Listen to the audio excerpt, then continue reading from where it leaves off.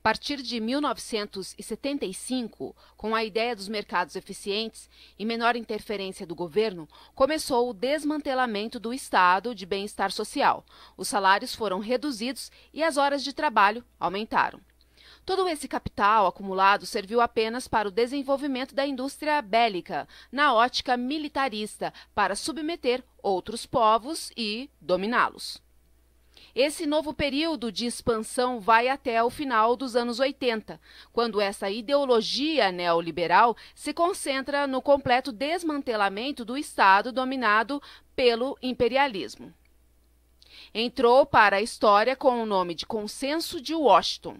Foi em 1989 e passou a ser a receita do Fundo Monetário Internacional, o conhecido FMI.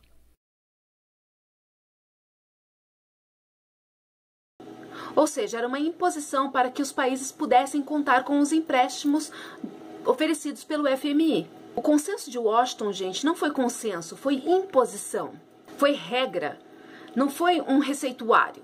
Foi uma imposição imperial do imperialismo para os países que já estavam fragilizados. Como eu disse, o neoliberalismo aplicado aqui foi diferente do neoliberalismo aplicado no resto do mundo. No resto do mundo que eu digo lá para cima, tá?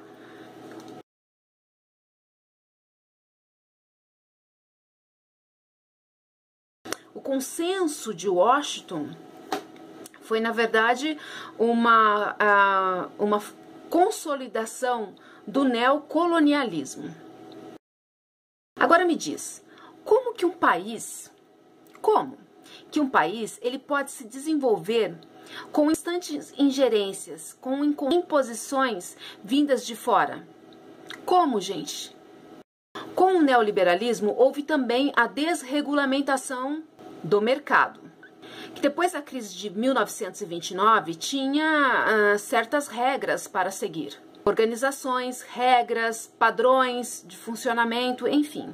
Pesquisem sobre essa desregulamentação do mercado e as ligações que tem com a crise de 2008, com a criação dos bad banks, com toda a onda de derivativos, dos ativos tóxicos. Enfim, pesquisem aí e descubram um mundo de trapaças econômicas depois da desregulamentação do mercado. Aquele que paga as contas é o Estado, que paradoxalmente o próprio neoliberalismo diminuiu através das privatizações, através da perda da gerência econômica do governo, enfim. E aproveitem inserirem nessa pesquisa o que aconteceu à Grécia depois da crise de 2008. Vocês se lembram que eu falei para vocês que a Europa não vivia numa crise da dívida antes de 2008 e que depois da crise da bolha financeira de 2008, alguns países da Europa entraram nesse sistema debitocrata. Entre esses países está a Grécia. Pesquisem sobre o pacote de ajuda que foi oferecido à Grécia em 2010. Gente, esse pacote de ajuda é de uma natureza tão criminosa que a gente chega a duvidar que realmente foi assim mesmo. Em 2010, a Grécia recebeu um pacote de ajuda do FMI, pacote de empréstimos de ajuda do FMI, através de uma empresa fachada que foi criada em Luxemburgo, também em 2010. E nesse pacote de ajuda, a Grécia não recebeu, na verdade, dinheiro, ela recebeu ativos tóxicos, derivativos, podres, que a Grécia teve que cobrir, pagar, anexar esse pacote de empréstimos ao endividamento público, com juros nominais, enfim, como manda as regras. No entanto, ela não recebeu dinheiro nenhum, ela recebeu ativos tóxicos.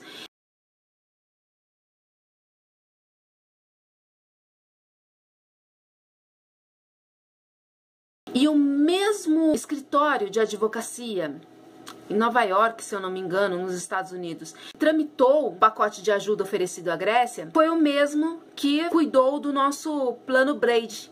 Em 1992, uma dívida que tudo leva a crer que foi prescrita, e transformaram em títulos Braids, que depois foi usado para comprar nossas estatais. Então você vê que a falcatrua deles, o mundo criminoso, quando eu digo que o poder é um só, é porque realmente o poder é um só. Eles agem de uma maneira muito sórdida e repetitiva. Procurem aí alguma coisa da Auditoria Cidadã da Dívida sobre a possível prescrição da nossa dívida de 1992 e como que esse mesmo escritório atuou títulos Braid e também nesse pacote de salvamento à Grécia, um pacote furado de ativos tóxicos. Então, vamos retomar a nossa cronologia. A gente estava, então, nas portas da década de 90, não é? Com o Fernando Collor e toda aquela campanha de desestatização que era, na verdade, a consolidação do consenso de Washington no Brasil. O governo Collor, também denominado como Era Collor, foi um período da história política brasileira iniciado pela posse do presidente Fernando Collor de Mello, em 15 de março de 1990.